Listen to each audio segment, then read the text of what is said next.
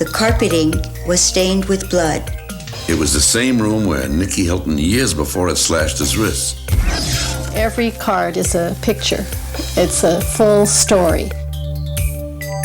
My children had saw the Virgin Mary, and I saw her myself, was looking at everybody from the sky. From the boundaries of the universe to the depth of your soul. Embark on a journey through the unknown and unexplained as we explore mysteries, magic, and miracles. Hello and welcome. I'm Patrick McNee. Miraculous visions of the Virgin Mary and reading of personal energies through tarot cards are mysteries we'll investigate later in the show. First, let's explore a different sort of apparition. Ghosts have been defined as manifestations of persistent personal energy. They may haunt places they enjoyed while alive, or the place where they met their death, especially if that death was violent. Let's take a look at an interesting case in Los Angeles. The Hollywood sign is one of the most readily identifiable landmarks in all of show business. But it's also the site of tragedy, mystery, and haunted intrigue. Peg Entwistle was a promising young actress in the 1930s who came to Hollywood, as did so many of her peers, with stars in her eyes. Her dazzling success as a teenager in Boston led her inevitably out west to the land that glitters. But despite bit parts in such films as 13 Weeks with Myrna Loy, Peg Entwistle's career never fully blossomed. On September the 18th, 1932, distraught, she climbed the steep slopes of Mount Lee to the great Hollywood Land sign, named after Mack Sennett's ill-fated real estate venture. She found a ladder left by a workman and climbed to the top of the 50-foot high letter H.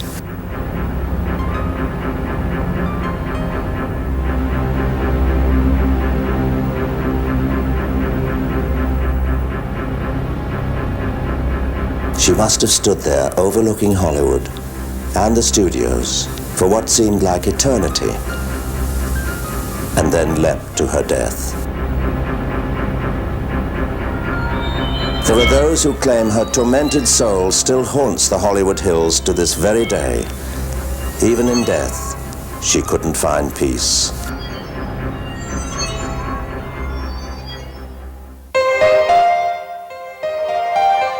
I knew him as a young man, Nicky Hilton.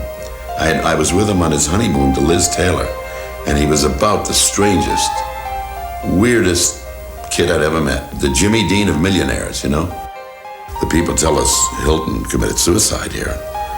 And then I kind of peeked in that library when she mentioned it, and I walked down by myself, away from the crowd, the buffet, and the movie, whatever was going on, and I peeked in, and my God, there he was sitting at the desk.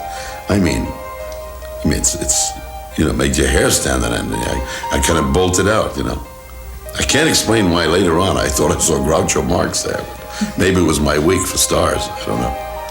But it was his vision or apparition, his look, you know, that look he had. He looked just like Jimmy Dean. Sometime later, we had been invited over to the house, and our hostess had taken me upstairs and shown me the bedroom. The carpeting was stained with blood. It was the same room where Nicky Hilton, years before, had slashed his wrists. And the strange thing was, no matter how many times the carpeting had been replaced, the bloodstains kept coming back. While we were examining the carpet, our hostess's daughter called to the room on the intercom. Something really strange was happening in the kitchen. Well, we rushed down there wondering what could be causing such a fright. And something was definitely shaking the liquor cabinet. I mean, from the inside, we thought maybe a cat had gotten in there, but after our hostess unlocked it, all the shaking stopped and there was nothing unusual at all about it. She then closed the bar and locked it, and everything went crazy. Liquid came pouring out, bottles were shaking. I was scared to death. He and I looked at each other. We were both panic-stricken. Oh, it's frightening, especially the noise and rattling and shaking of bottles, actually hearing something. And you think maybe it's a tremor, an earthquake, or what, or some kind of a gag. Or, like right on cue, things would happen constantly in that house.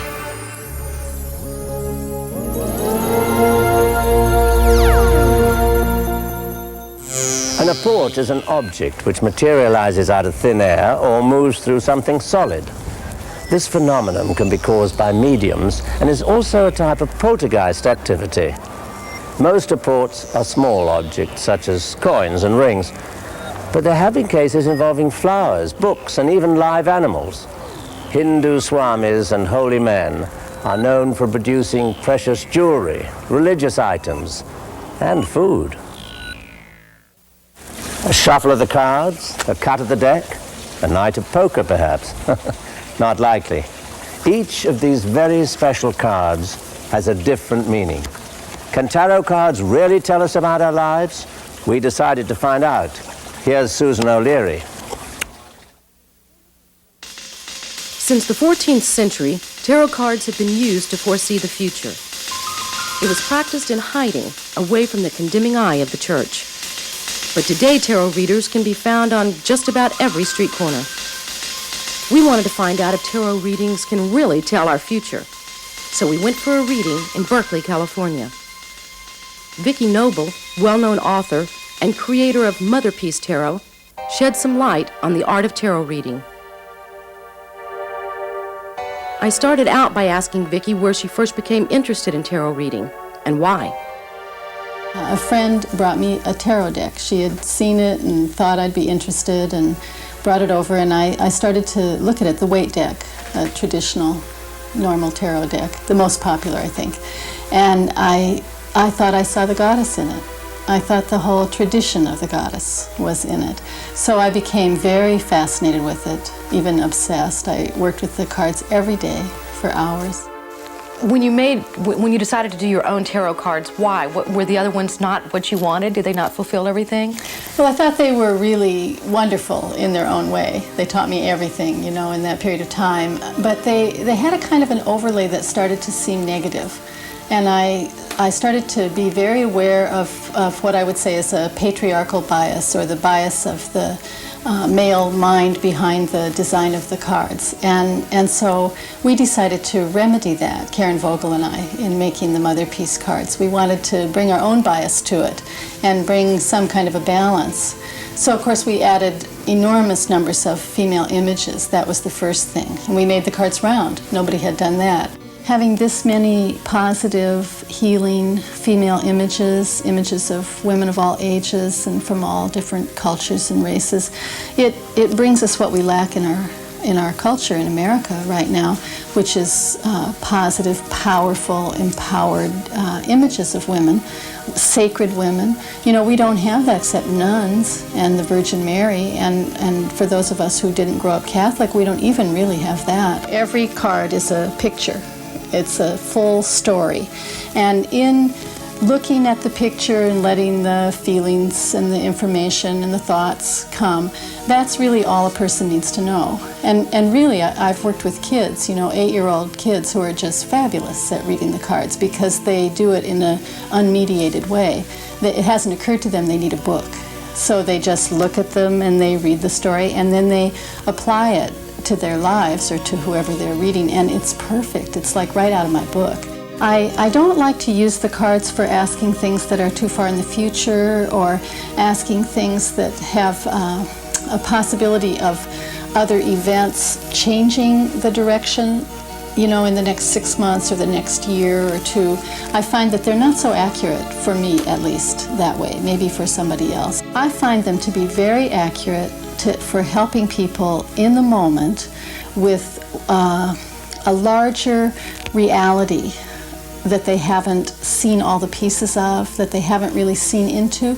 So I tend to use the cards, being a healer, more for seeing deeply into the situation in the present and helping someone to access what you would call their intuition, rather than trying to tell them specific events in the future. So I never say, you know, a tall, dark stranger is going to come into your life, but somebody might, because that person would have a psychic ability to see through the cards that way. I asked Vicki if she would do a tarot reading for me. Aries is up for you in all three of these cards. Okay. So that's a very important message. Aries means new beginnings.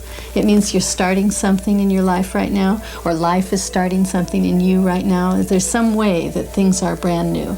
And that must be what the anxiety is about. You know, something is brand new. So the atmosphere is that it's a big event and it's fate, and the wheel is turning, and there's nothing really to be done about that. And then the challenge for you is the magician. And the magician has to do with taking your power and acknowledging your power and being in it and using it in some way to make decisions, make choices. So it's sort of like, in a certain sense, these three cards are the heart of the reading. They're very important. We could take all the others away and this would be adequate. So the really good news is what's waiting for you in the near future, the Justice card. You have certain things going on that are that have to do with your emotions, and you have the wisdom that you need, and you have friends who are supportive. The most important thing is that very soon things are going to fall into place for you in a way that's going to feel just right on a cosmic level.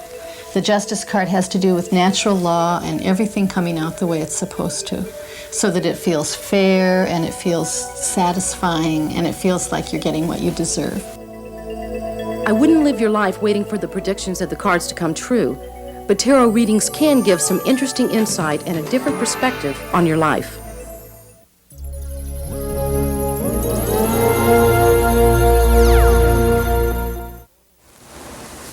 According to Christian teachings, Mary was blessed among women for giving birth to the one that would take away the sins of the world and bring peace to all.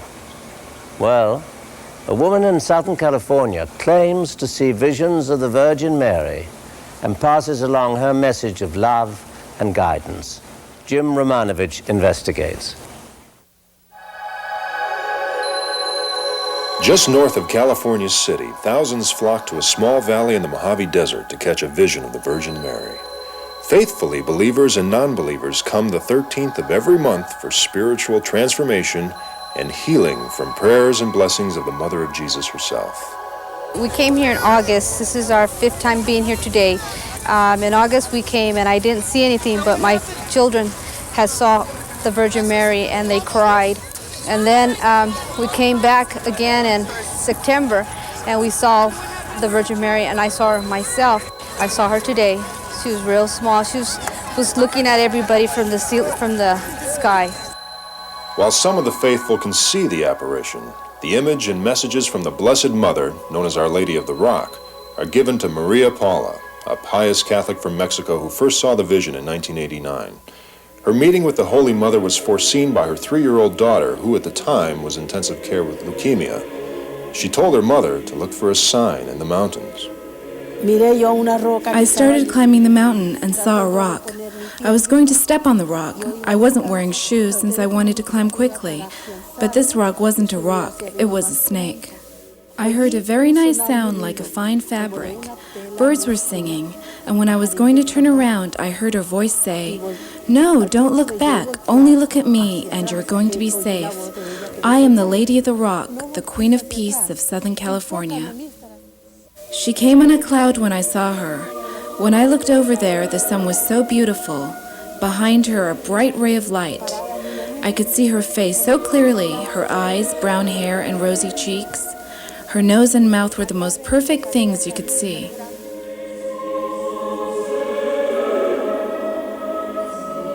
At the apparition site, people line up according to their illness, physical, spiritual, and even terminal. Some of those who come to see Maria Paula and hear the messages from the Virgin Mary have claimed miraculous healing. Maria de Mesa, a registered nurse, says her lupus was cured. Maria Paula prayed over me, and then after that I told Maria Paula, because I have lupus, and then she told me, no lupus. I said, Mama Paula, I have lupus, and she keeps on insisting that I don't have the lupus. Another woman, Frances Pondo, has experienced miraculous healing. After I got out of the hospital and I was a little strong enough to come, I came. And they brought me by wheelchair, and I came 3 times. And after that, I've been coming. Did a physical change come over her while she was in the presence of Maria Paula? The first time when the wheelchair, no. The second time, I was able to stand. And then Maria Paula, she prayed on me, and she touched me, and I felt heat. And then after that, I started getting better slowly. People who claim to see visions of the Virgin Mary or other saintly apparitions are put through rigorous testing to determine their authenticity. Father Juan Santillan of Our Lady Help of Christians Church describes the Church's position on these cases. Normally, when it's brought to the particular priest, the individual priest, he will have to see, first of all, that that person, how's their family life? Psychologically, their stability, their emotional life. Then what are the things that begin to occur that might give indication that there's a possibility of it being on the part of the divine? And normally you'll find that sometimes humans, there's a tremendous need for attention. There's a tremendous need of being someone and to be in the limelight. There is so much confusion. There is so much neglect. There is so much abandonment. There is so much maltreatment of humans against humans that humans need some of that little supernatural, maybe to make them come back to their senses. According to belief, the apparition is seen by the devout, or those the Virgin Mary chooses. The Blessed Mother also allows herself to be photographed as a gift. But then when you have a Polaroid and other regular cameras and different Polaroids, and they're all focusing on the same section, and each one has a different picture of that reality, then you can't help but think, well, something might be happening here. The strength of personal faith in Maria Paula's healing abilities are tested almost every day. Edward Martinez came from Arizona to confide in Father Juan's terminal diagnosis of cancer.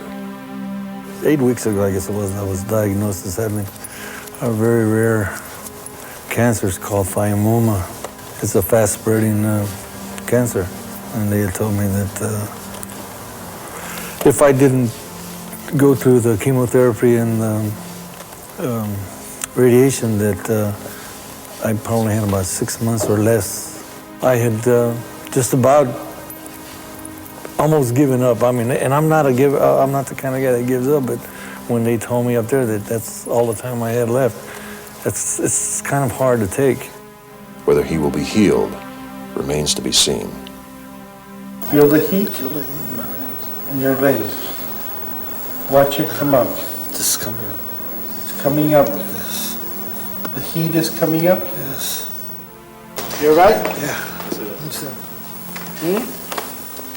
Yes. Le voy a dar esta prenda para que la use, ¿ok? Muchas gracias. Visions of the Virgin Mary have been occurring for centuries. Only in this century have they become documented and officially approved by the Church. Though Our Lady of the Rock is not yet recognized by the Church, the surprising aspect of this supernatural experience is that the message is almost always the same. It's up to us to decide if we want to listen to it or not. Repent, my children, because time is short. Our Blessed Mother says we should be careful with our actions, for this will bring you to salvation or the loss of your soul. Let's go with caution, my brothers. Clean up the confusion of our human hearts.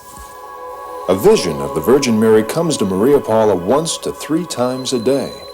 When I interviewed her, she claimed the image appeared twice and a statue of the Virgin wept. I have to, at this point, play the devil's advocate. I can't say whether I believe it or not believe it. There's many things that I'm beginning to accept. On a truthful basis, I don't need visions. I don't need to see angels. I don't need to see the Blessed Mother. I don't need to see our Lord. my faith is already set, and that's all I need.